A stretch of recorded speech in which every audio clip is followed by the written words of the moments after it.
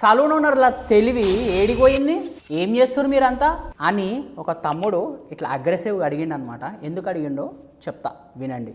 సలూన్లో services ప్రైజెస్ని drop చేస్తున్నాము, ఇదేమన్నా market problem అని అనుకుంటున్నారా?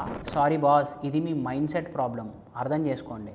చీప్ సర్వీసెస్ని స్మార్ట్ మార్కెటింగ్ లాగా ఆలోచిస్తున్నాం కానీ మనము కోర్ని మిస్ అవుతున్నాం. Yes or no? ప్రతి సలూన్లో క్లయింట్స్ ఫాస్ట్గా రావడం కోసము మనము ప్రైజెస్ని డ్రాప్ చేస్తున్నాము. కాకపోతే ఇక్కడ we're missing out the cost per chair calculation, the rent ratio calculation and also the staff efficiency.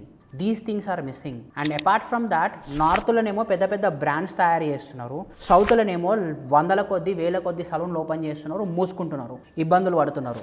Yes or no? ఏంది?